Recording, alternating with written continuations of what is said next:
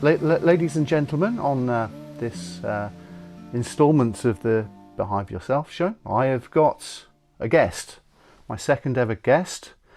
Anyone who's actually studied or even considered looking into beekeeping history may have known the name of this gentleman.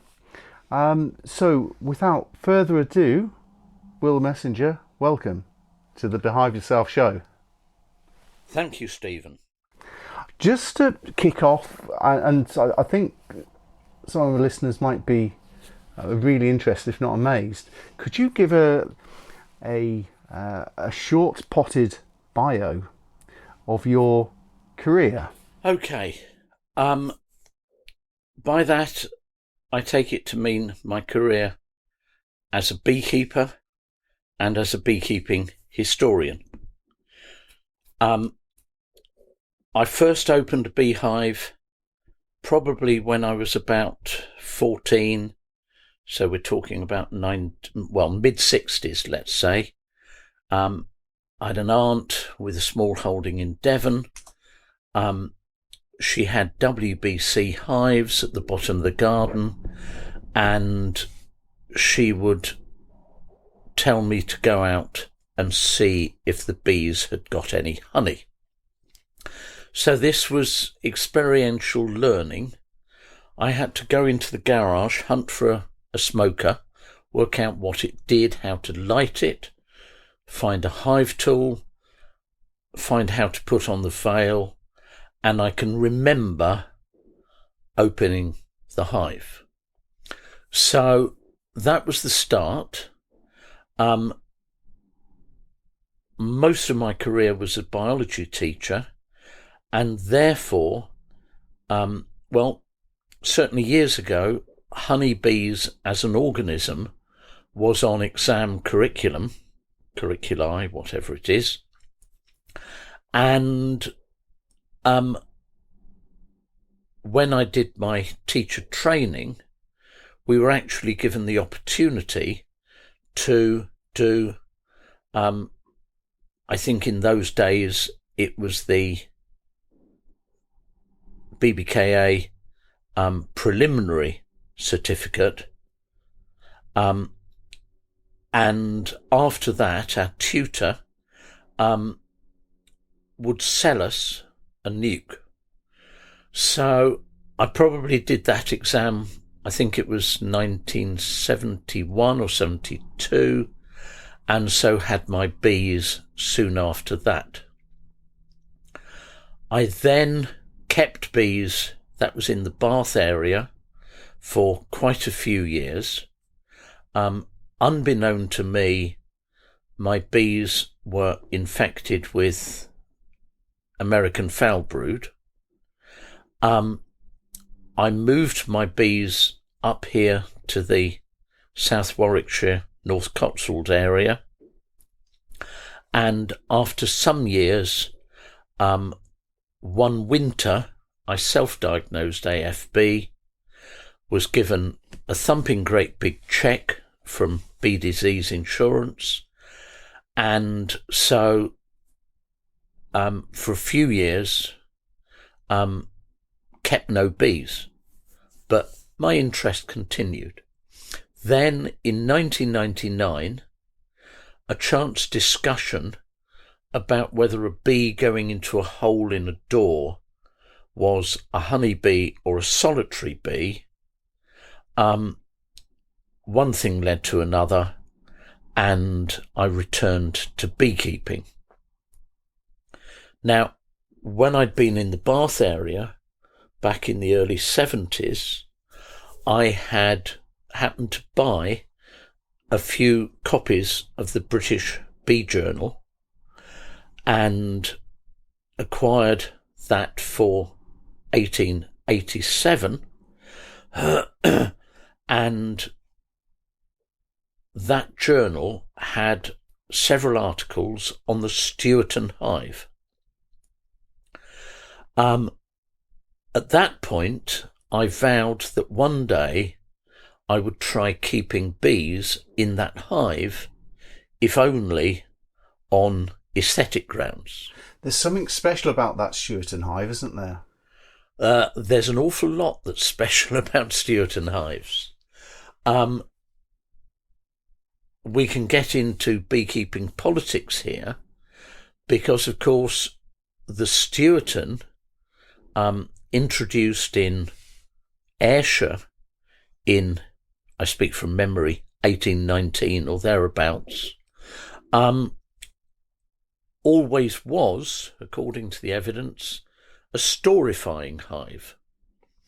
In other words, you could put supers on a brood box and expand the hive virtually exponentially. Cutting the long story short, eventually I started with a friend making batches of these Stewarton hives. When you make a hive, it forces you to study things in detail.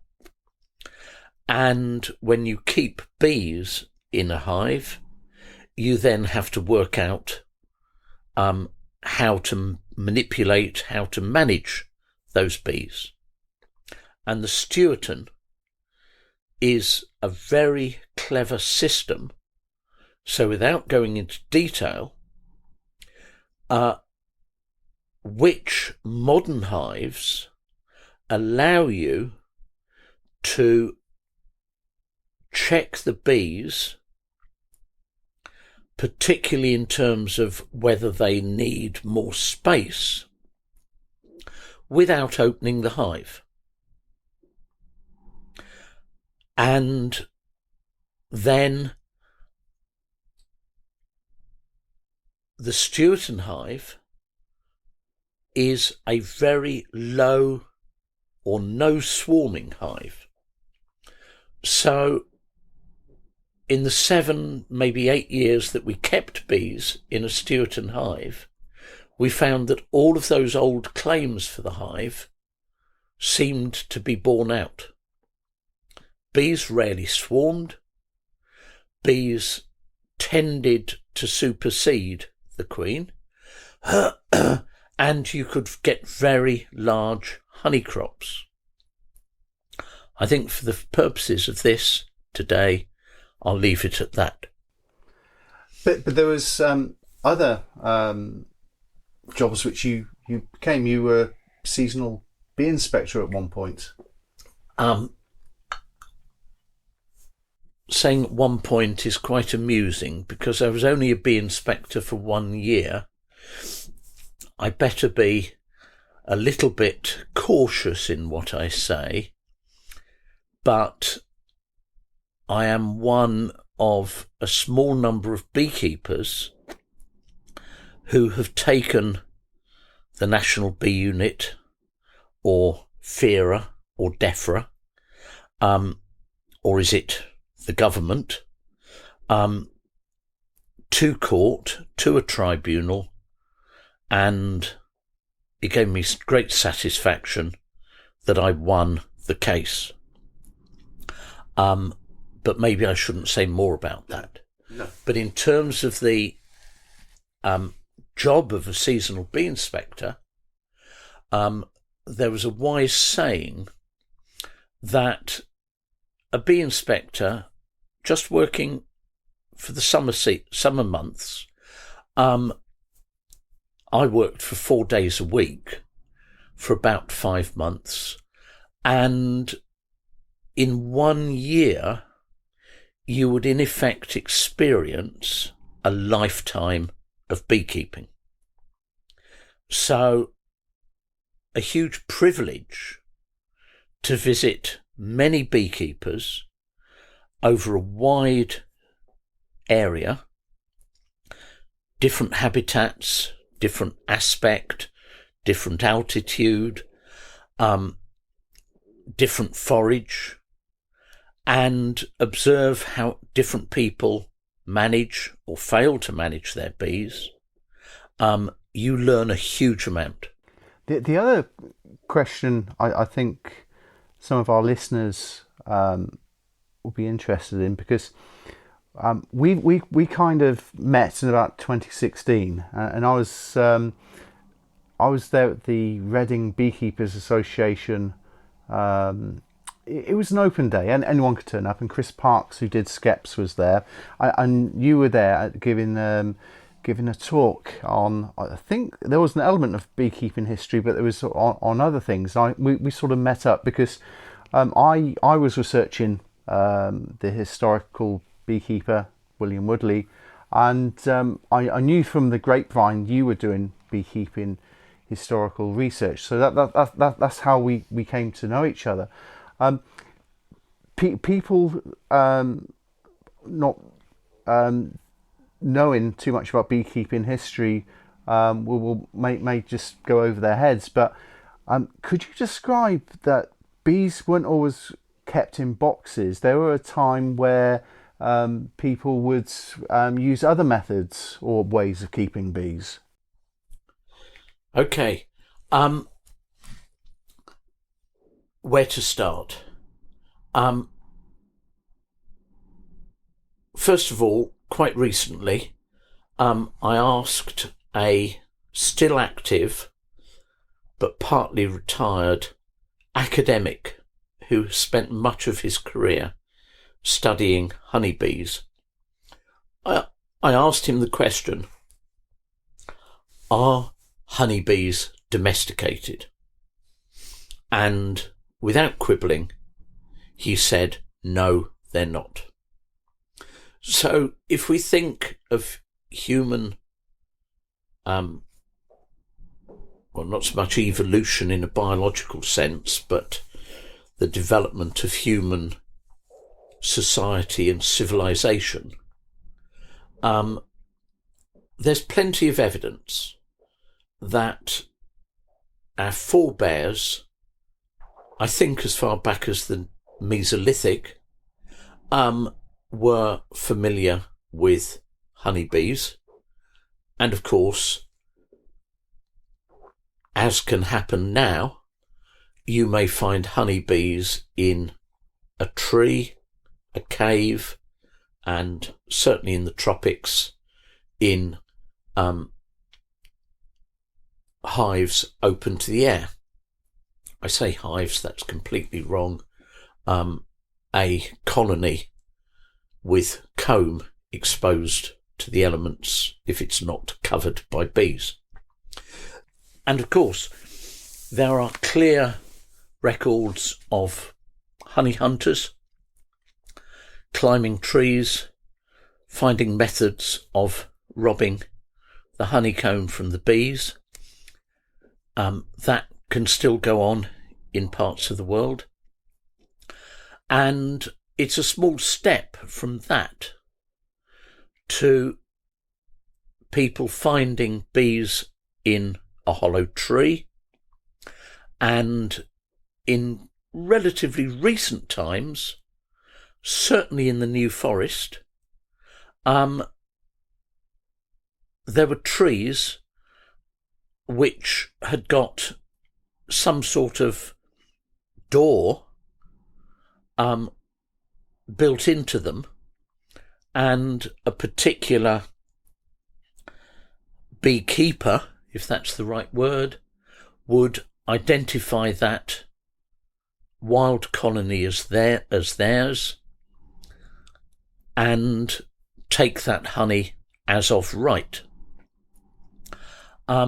It's only a small step from there to the tree falling down or being cut down and some sort of roof and floor fashioned, and you then have a log hive stood vertical in some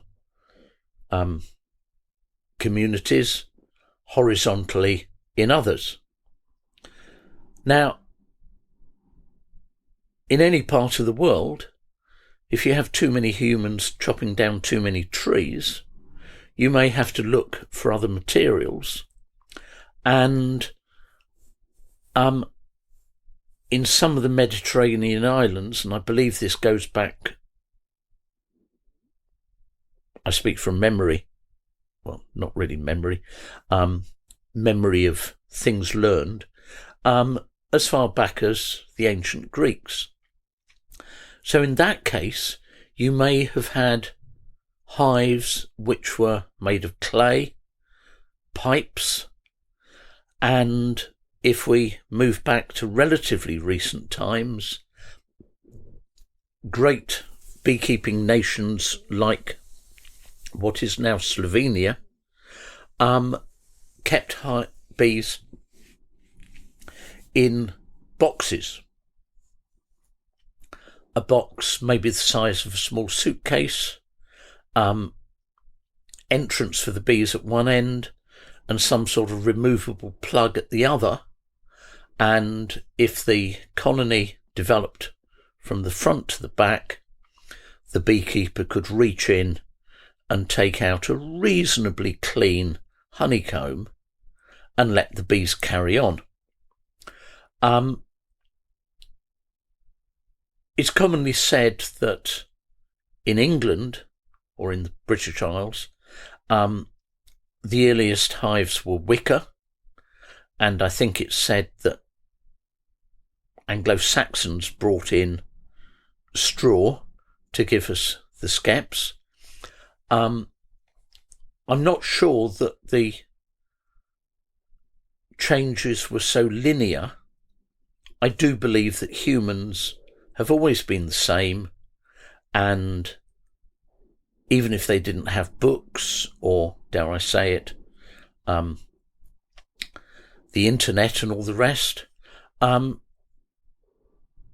were just about as intelligent as us, and so would have made use of what materials they had, what technologies they had. And in my travels, I found pretty solid evidence of an octagonal box hive associated with Mary Queen of Scots in the 16th century. So wooden hives may have been around a lot earlier than we think. But there was something in the mid-19th century which revolutionised, or at least kicked off a revolution in beekeeping. Could you describe to our audience what happened in the middle of the 19th century to sort of change the way we keep bees and how we perhaps look at bees? Stephen, you're probably referring to Langstroth and his so-called discovery of bee space and invention of the movable frame hive. Now, maybe there's something wrong with me, but I know I'm not alone. There is a book which has a chapter that largely debunks the story of Langstroth being the father of modern beekeeping. Up in Scotland, there is a Mun triangular hive. You can go and look at it in the storeroom of, I think it's the Glasgow Museum of Rural Life at Kelvin Grove. That's, I think, where I last saw it. And those combs are movable. They are fixed at a certain distance apart. They are further removed from modern hives than what Langstroth settled on, but there are pictures of Langstroth's early hives that are not as modern, if that's the right word. We have to keep in mind that particularly in the United States, there was almost a sort of gold rush or a frenzy for patenting things. And there's something in mankind which makes him, and it probably often is a him, want to leave his mark on things. But Major Munn patented his ideas in Paris. He couldn't do it in the UK for legal reasons. And he produced rectangular frames which, at a glance, are no different to Langstroth's. And that clearly predates Langstroth. And if we wind back in time, somebody called White produced a book, early 19th century, very early 19th century, and he described, again, something very similar. So it almost becomes an article of faith. You either say, yes, Langstroth invented the modern hive, or, as I do, you can take a more cautious, maybe, and maybe a more exciting approach to look at all of the small steps that were taken by different people. I was told a story of a beekeeping event in, I think, the Ukraine, where Russian beekeepers were hailing a particular beekeeper as the inventor of the movable frame hive. On the opposite side of the hall, the Ukrainian beekeepers were hailing the very same person as theirs. Were they both right? Were they both wrong? Well, at one time, as we now know, Kiev was part of an expanded Russian Empire, so in that sense, this fellow was Russian. But if you're looking at modern Ukraine and its efforts at self-determination, that beekeeper was Ukrainian. And of course, he was around long before Langstroth. So I delight in the complexity of the stories that you can uncover. So this afternoon I had the privilege of being shown some of your documents. I won't go into any details, but this kind of is the sort of taster of a potential book, which you're going to be writing. And from what I've seen today, it's going to potentially be quite an eye-opener to some of the beekeepers who might have preconceived or conventional ideas about beekeeping history. Could you just summarise perhaps how you envisage some of the topic areas perhaps your book might want to cover when you get around to publishing it? We can talk of one book, but in reality, I think it will be a series of much smaller books. The holding title for all of them is Journeys in Beekeeping History.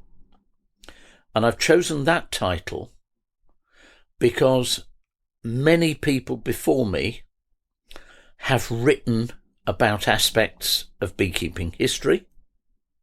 Some of that is out of experience and is a personal account and is likely to be pretty accurate. it's not for me to question that. A historical record has been created, and that can be useful. On the other hand, there are people who've taken it upon themselves to write on aspects of beekeeping history. I'm aware of 2 or 3 attempts at writing about beekeeping in warfare. And when you're talking about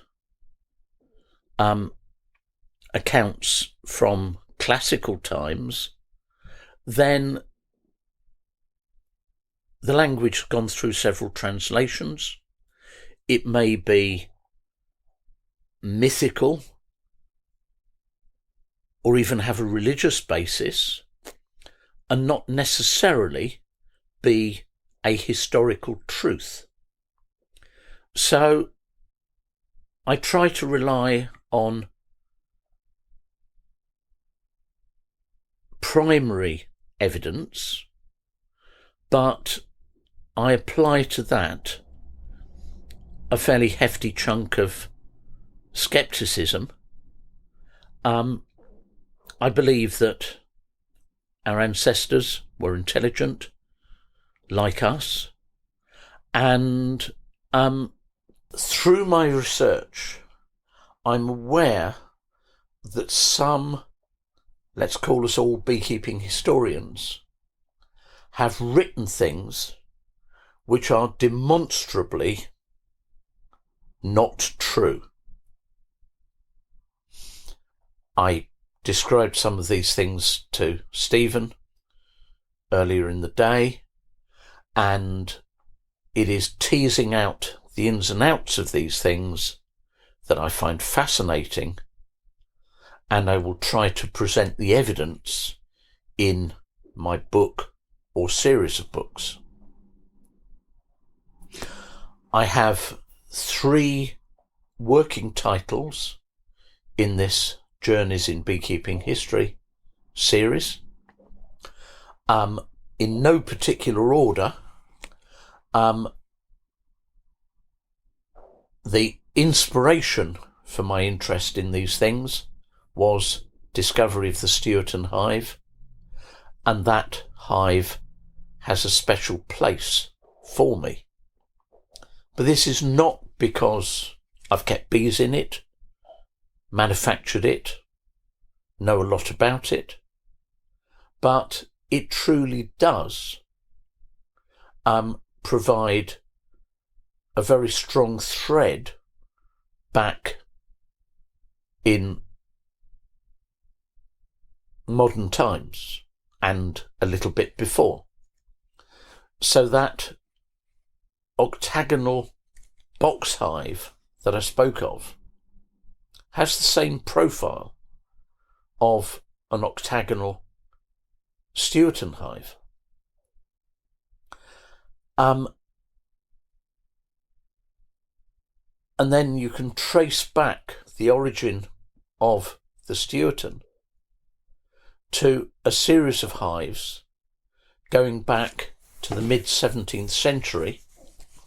The Reverend Mew and his octagonal fancy, Reverend Mew from Eastington in Gloucestershire, and the thread can be traced from that to notable people like John Evelyn, the diarist, Samuel Pepys, another diarist, Christopher Wren, who needs no further description, Charles II, and a few other people involved in the formation of the Royal Society. So Moses Rusden is one of the people who put his name to one of these hives.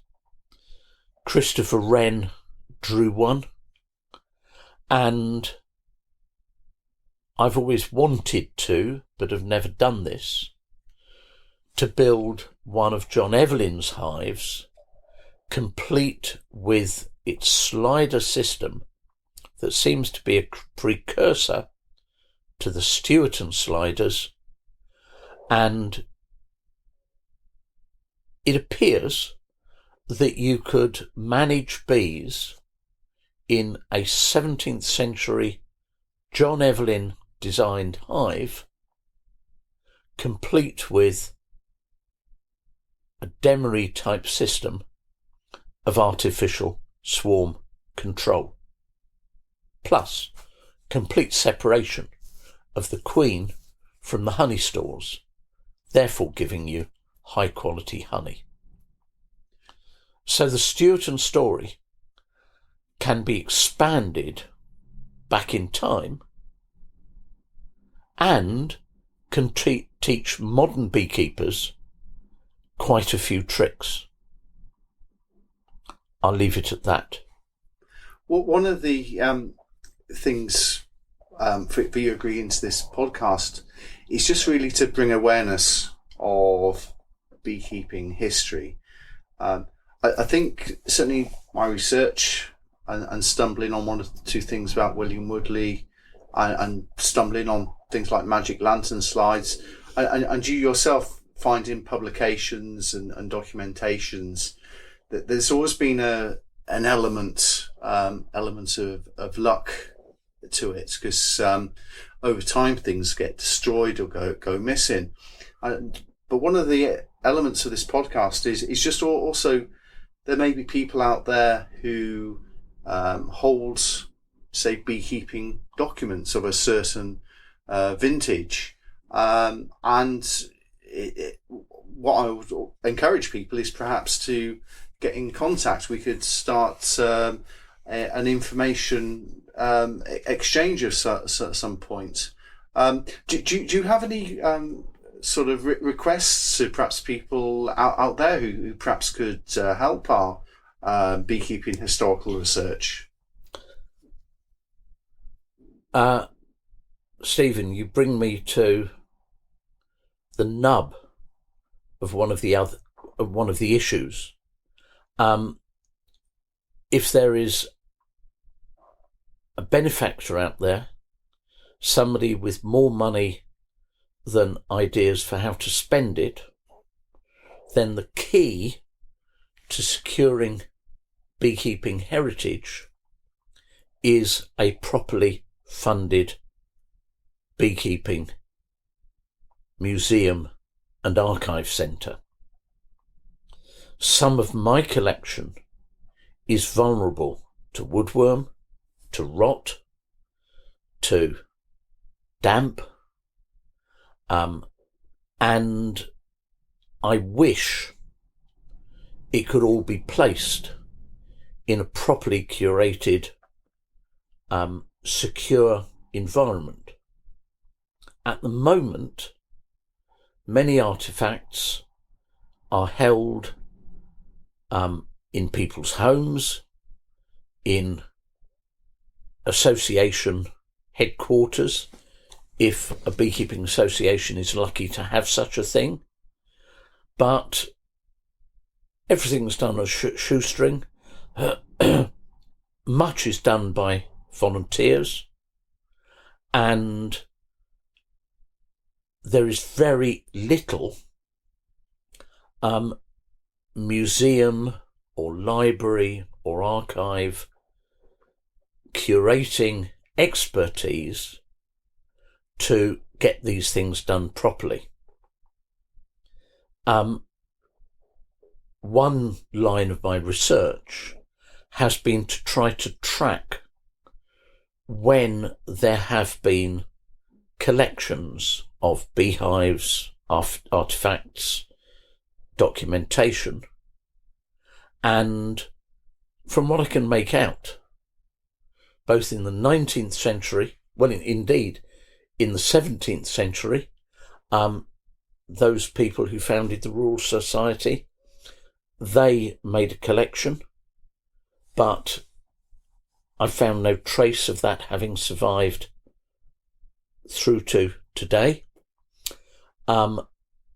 BBKA were involved in setting up a museum associated with what is now the British Museum, the Natural History Museum, but thanks to a World War II bomb, and a few other factors, it seems that collection was dispersed. Between those events, there was the 1851 Great Exhibition at Hyde Park, then moved to the Crystal Palace, where, of course, the Crystal Palace itself burnt down in 1936. But the artefacts collected in 1851, either they were returned to the exhibitors, that's sure in some cases, but a curator from the V&A hinted that because the job of curating the material collected for the 1851 exhibition, that job of curation had never been completed, it is possible that there are hives and other artefacts sitting in store, and all they could say, probably in West London. So there are very intriguing stories of loss, and it's because I've reached an age when I can no longer drive things forward myself. I feel the time has come to place my research on record, and that research includes my thoughts about what has happened within beekeeping history in the past and what is still wrong. One of the things, or the vulnerabilities in terms of passing information from generation to generation, is the beekeeping associations. So people don't stay in post, whether it's the secretary of the Beekeepers Association or the chairman, and things, documents, records don't properly get handed from one officer to the other over a period of time. So I've noticed that beekeeping records, say for instance the Berkshire Beekeepers Association, those records have gone missing. Another example would be Buckingham Beekeepers Association, where someone wrote a whole document in the early 80s about their history, but the source material has just gone missing, or at least that's what I've been told. So there seems to be this sort of it's almost like a nomadic experience of the generations trying to not being very mindful about their record keeping, or not being very mindful about the historical record they're generating or keeping, and they're just sort of, I don't know, either discarding it, keeping it, or losing it, or perhaps one of the officers or secretary dies and things are put in the lofts or whatever. There just seems to be this loss within the Beekeepers Association. Is this something you've experienced as well, or noticed? Yes, indeed. And before I come back to specific examples within beekeeping, in my own family, I have a story that is, I think, worth touching on. My grandfather emigrated to New Zealand in the 1950s.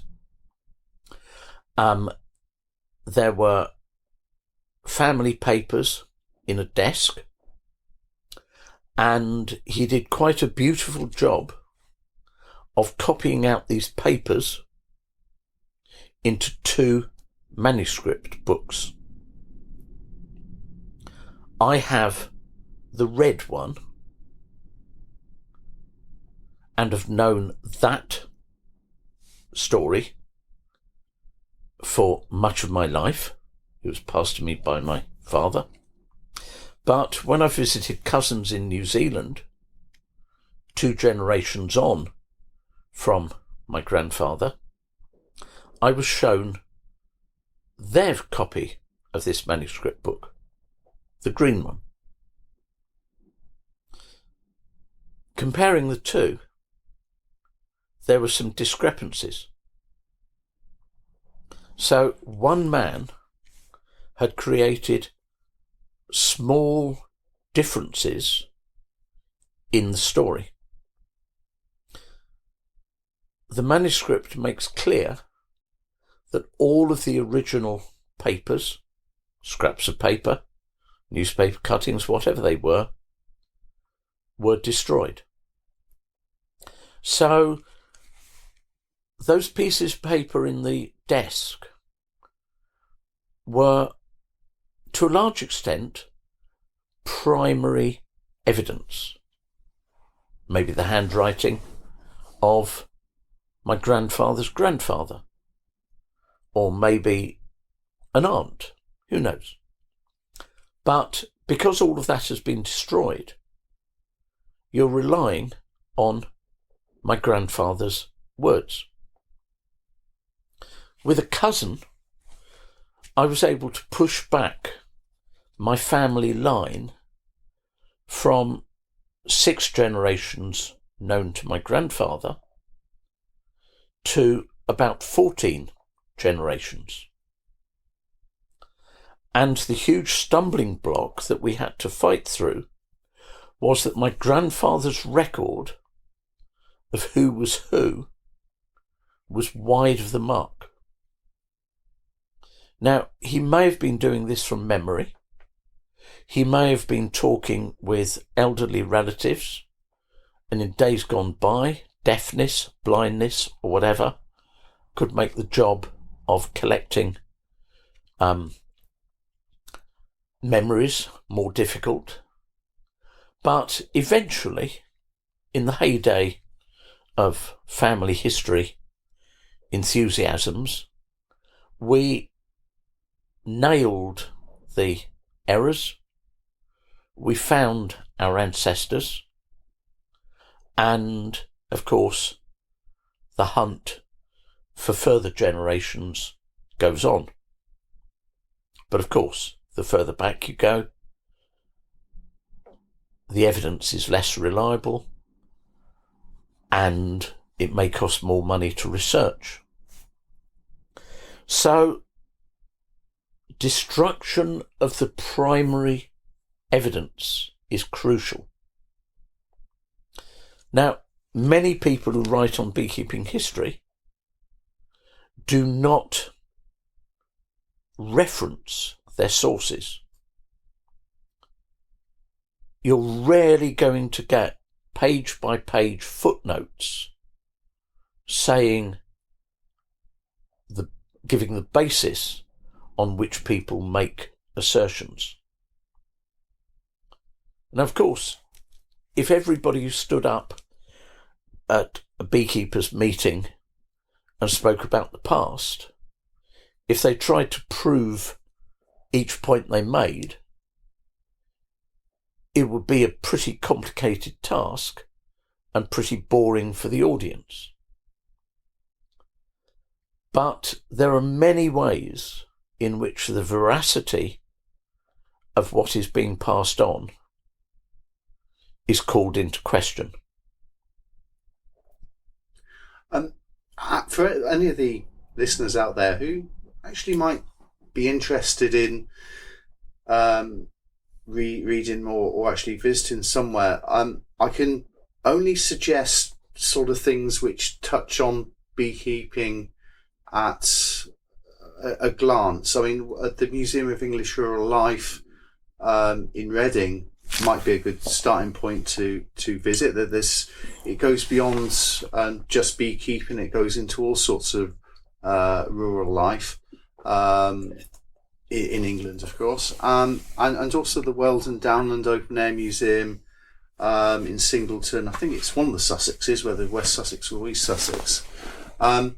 But Will, is there some place, if people want to, is there a particular museum which may come to mind, or a particular book which may come to mind, which people could look at as a starting point to get a handle on beekeeping history? There are quite a few well-known books that cover the history of beekeeping. Three immediately come to mind.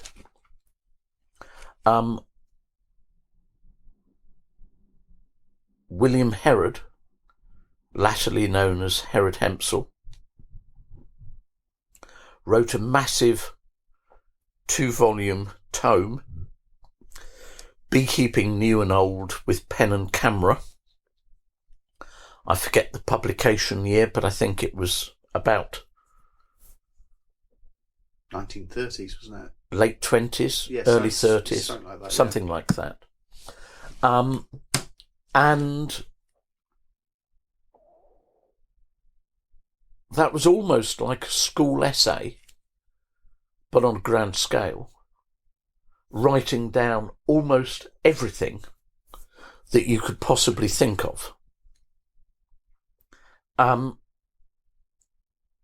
not a great fan of Herod Hempsel, and I'd like to take a slightly different approach, because history is not just about regurgitating facts. It's not just reading books which cover what other people have said or thought or recorded, but it is looking behind that and putting that in context. I'll move on to the other notables. Dr. Malcolm Fraser wrote 2 books, Beekeeping in Antiquity, and I forget the exact title of the second book. They often come together, and that was quite a good history. But Malcolm Fraser, who hailed from Middlesex, spoke of Middlesex beekeepers as having left very little record of themselves. Now, one of my discoveries many years ago now was that I think it was the Surrey Record Society, in conjunction with Surrey family historians, published transcripts of wills going back to the 15th century. Just reading those wills can be charming, as you read of a beekeeper bequeathing his possessions, his bedstead, his feather mattress, a bushel of corn, and his bees and hives to his family and others. Well, everybody over the years who's written a will and had it published has left a record. And there will be many beekeepers in Middlesex who have left that sort of record. We can go back easily to the 17th, easily to the 18th century, and just through those Surrey wills, it's possible to reconstruct multi-generational families of beekeepers, including the precise locations of where they kept their bees, where their apiaries were. The scope for research just based on wills is colossal. And as far as I'm aware, and this is where anybody listening to this may be able to help, there are 30 or 40 county associations, counties that have record offices, archives, recording societies. Have their wills been transcribed? Have they been interpreted? Have they been searched for evidence around beekeeping? The third person to mention is Dr. Eva Crane. Now, Malcolm Fraser and Dr. Eva Crane are both hailed as beekeeping historians, but as demonstrated to Stephen earlier today, some of what Dr. Crane has written is demonstrably not true. I'll leave the detail for later, or maybe just for my books. Now, I appear to be critical of forebears, but I don't think I'm being unfair or harsh. As we know from documentaries on television about archaeological digs and almost any aspect of any science, in time we have new methods and we have new insights. And so it is possible to glean more evidence from what is already out there. But we're not just building on other people's work, because there are other ways in which beekeeping history can be researched. And I think collectively we have failed to take opportunities. In the years when I was teaching beekeepers, beginning beekeepers, I would tell my classes to keep a diary. And obviously, good beekeeping requires good record keeping. Anybody who keeps 20 colonies has to have a very clever automatic recording system, or, as I always did, had to make meticulous written records so that you knew the state of the hive when you left it, could infer the state you were going to find it when you opened it the next time, and hopefully you would have a good idea of what the bees needed, and you'd have the equipment necessary to meet those needs. If every beekeeper had always kept a diary and included their anecdotes, their disasters, their high points, their low points, we'd have a wealth of information. There are beekeepers who've kept diaries. Some of those have been published. But think of the hundreds of beekeepers. Back in the 30s, when beekeeping experts were employed by usually a county association, very often they were funded through county council grants or something like that. But very often the record of their inspections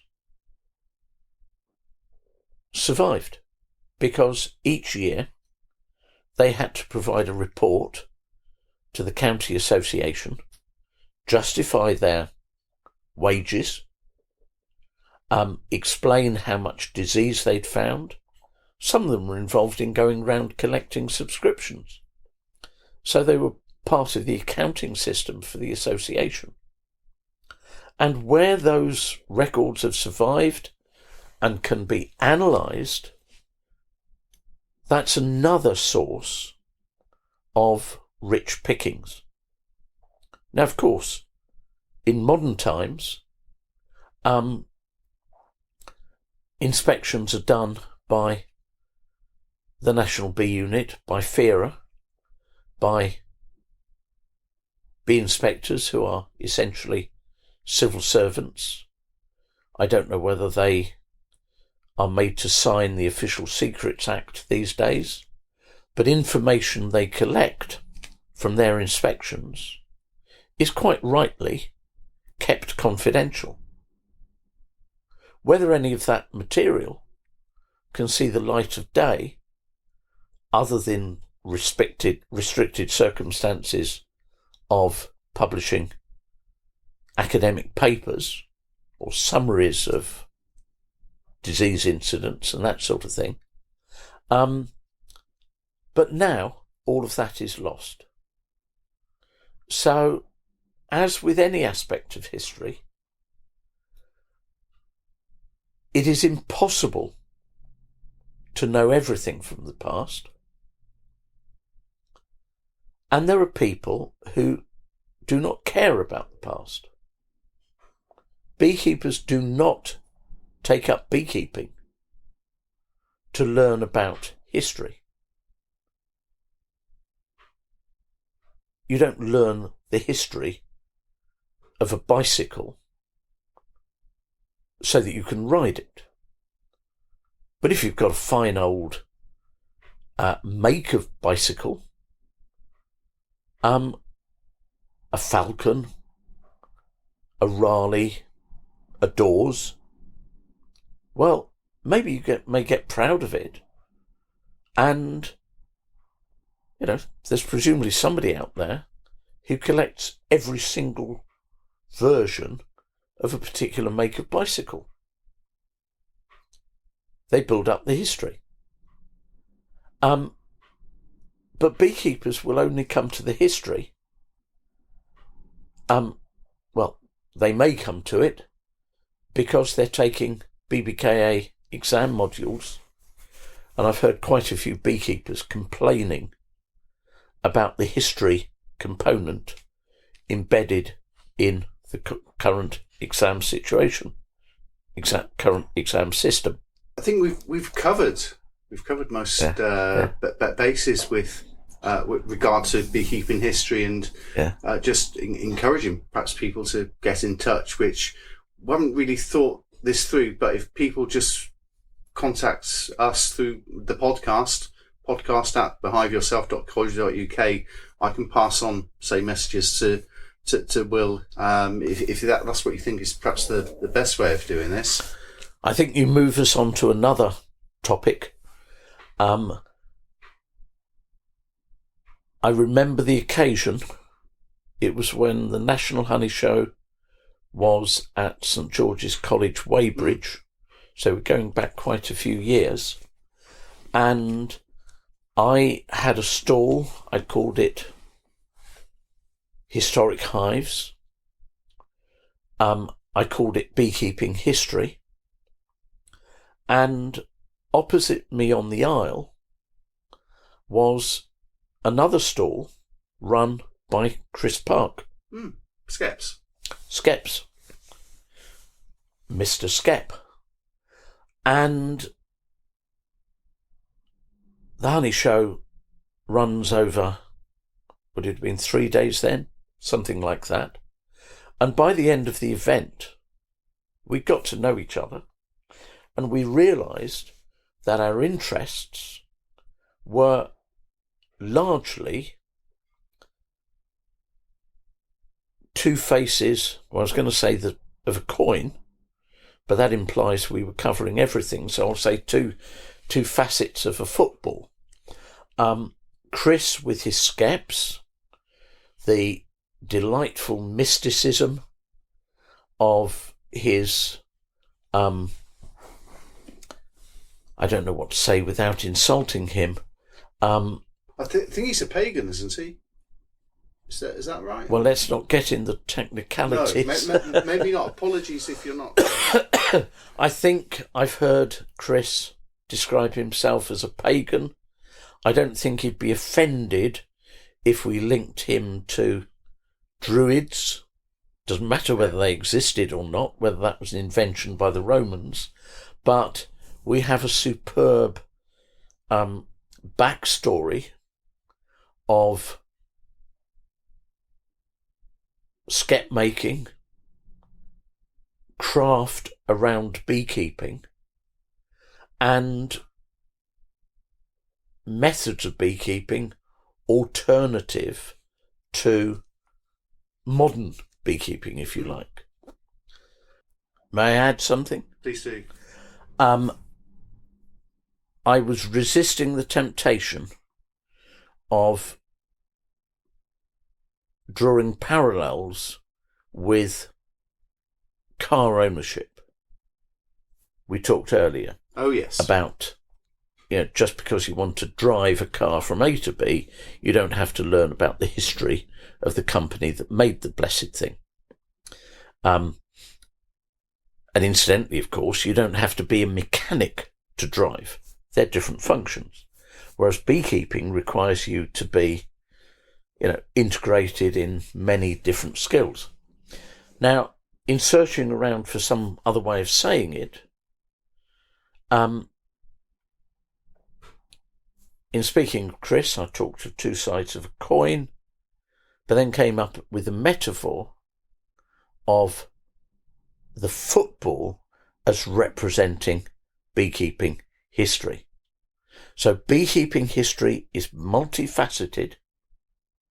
If you look at the football, you can only see it from one side, but if you play with the football, you can turn it and see it from another angle. So that, to me, is proper history. And of course, extending the metaphor, you could tear the football open and look at the inside. Look at it literally from another angle. So it sounds like a bit like psychogeography, whereby if you walk down the street and you don't know the history, just a mundane street, but if you know the history, or you know stories, or if you know someone who lives down the street, your walk down the street, it gives a very different perspective, a different feeling. So it gives perhaps a depth. So perhaps if you're doing beekeeping and you know its history, opening your hive or choosing the WBC hive might actually give you a different perspective, a different depth of experience, perhaps, to your beekeeping. That could open this discussion wide up. Oh, yes. Wide, very wide. Maybe this should be my last point. I was at the National Honey Show last week, and I don't think he'll mind me naming him. The hard-working treasurer, Clive Mentz, grabbed me as soon as I arrived and wanted to talk about his AI root perfection hive. Now, of course, we know that AI root was a US prominent beekeeper. To me, the perfection hive was manufactured by Burgess in Exeter. And it has some features which make it, for many purposes, far superior to all other hives. But of course, I come up against my love of the Stewarton here. They've each got delightful details. And the question for Clive and I to answer is, if that hive is stamped with AI root, was it made in the US? All of the Burgess Perfection hives I've seen have an India rubber stamp giving you a recipe for sugar syrup. So, is it that Mr. Burgess imported Western red cedar from North America, and one particular plank was stamped AI root, and that plank ended up in this hive? So you come back to that hoary old phrase, more questions than answers. Yes, indeed. Excellent. Will, thank you ever so much Good. for being on the Beehive Yourself show, and we'll ride again another day. We will indeed. Great. Thank you, Steve. Thank you. Thank you for your efforts. You've been listening to the Beehive Yourself Show, and we've just made Lorenzo Langstroth turn in his grave. A big thanks to Will for agreeing to be on the podcast. I will be keeping in touch with Will, and you will be the first to know any developments about his book writing. So, please consider subscribing to the Beehive Yourself show. If you do have beekeeping history that you would like to share with a wider audience, or if you would like to tell us about a project you're involved in, please get in touch. As always, you can contact me directly by email, podcast@beehiveyourself.co.uk. You can follow and support my work by visiting beehiveyourself.co.uk, or visit my Substack. My handle is @beehiveyourselfshow. This podcast is syndicated to other platforms. You can listen to the Beehive Yourself show on Apple Podcasts, Spotify, Podcast Addict, Pocket Casts, and on YouTube podcasts at the Beehive Yourself YouTube channel. The music is called Solitude by Entertainment for the Brain Dead and was created under a Creative Commons license. And this concludes this instalment of the Beehive Yourself show. And until next time, stay well.